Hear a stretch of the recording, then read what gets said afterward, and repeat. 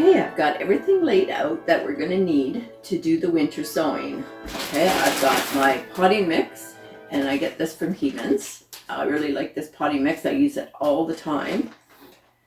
Okay, I have my containers here. I have a juice container already cut, holes in the top and the bottom, ready to go. I have a grape container, plus I have more on the side. Okay, my Sharpie, my duct tape, and my labels to label the seeds, which I have laid out here. I have some vegetables and I have some perennials that I'm going to plant. So let's get started. And I'm just going to show you how I made the holes in these other ones here. I've just got an X-Acto knife here, and I'm just cutting the plastic, and I just sort of turn it a little bit because I'm actually going to put a screwdriver in there later. And I find if you do the holes before you cut the top off, it makes it easier. And then just into the bottom, and then I put my garden gloves on just to be on the safe side, so that we don't have any runs to the hospital with cutting myself. So okay, next I'm going to get the screwdriver. Okay, so I have my screwdriver here. I'm just putting it in and just sort of wiggling it around, just making a bit of a hole. Just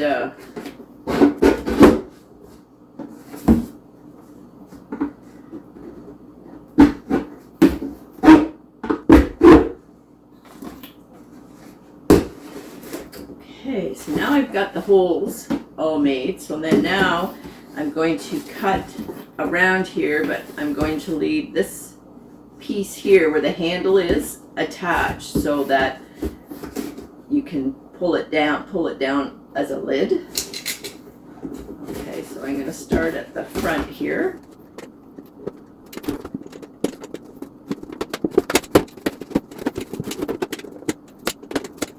Okay, and then now I'm just down to this side here, so I don't want to so there we go. We've got this still attached, and then we'll put this back on, and we'll duct tape this after we fill it all up with the soil and the seeds. So that's how to do the bottles. And with these are already pre-made. They've already got the holes in, so we're good with that. Okay, so let's get planting. Okay, so now that I've showed you how I cut this and put the holes in it for drainage, let's get this filled.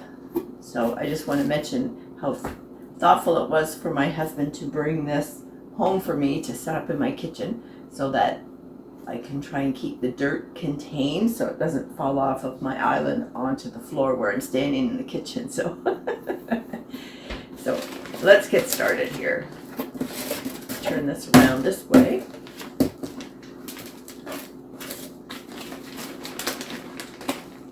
And this is just the straight potting soil that I'm using.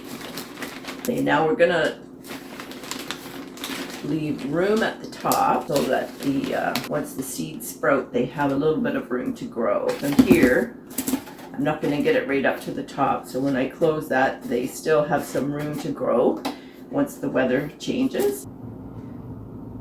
So here are the flowers I'm going to be planting. The purple coneflower, or called Echinacea. So these are what I'm going to be planting in my winter sowing. So here is what the seeds actually look like.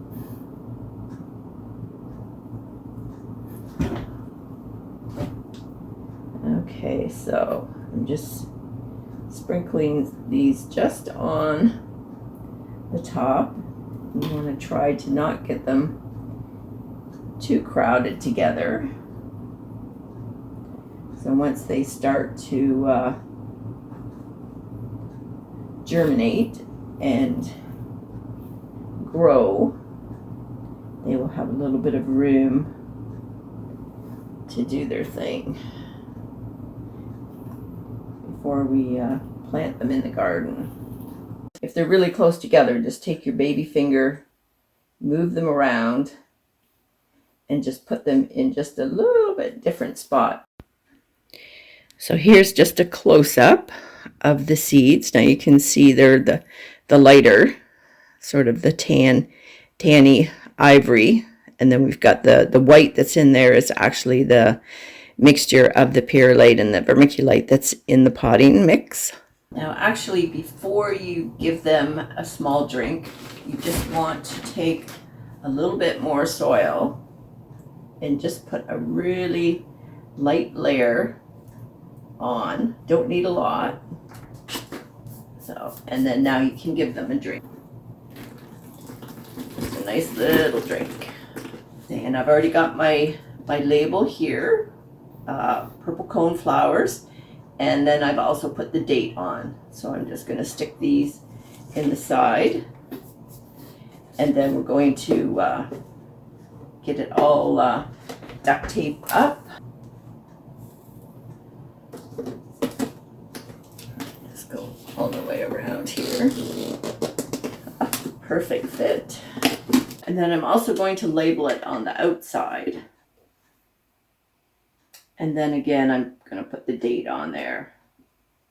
And here's this guy ready to go outside into the elements until germination in the spring. Here's everything that I winter sowed today. I've got them all tucked into the snow, so they should be safe and not blow away on me. All I can say is, okay, now I'm waiting for spring. Okay, so now all we have to do is wait. And as the weather warms up, the seedlings are going to start to sprout and grow strong, hardy seeds without the use of grow lights or heat mats. This is going to be a real bonus for someone who has frost in the month of May, as I do, because I garden in zone 6A. So make sure you subscribe so you don't miss my future video when I show the seedlings progress.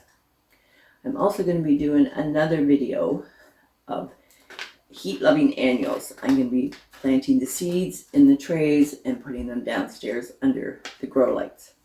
So that's going to be exciting.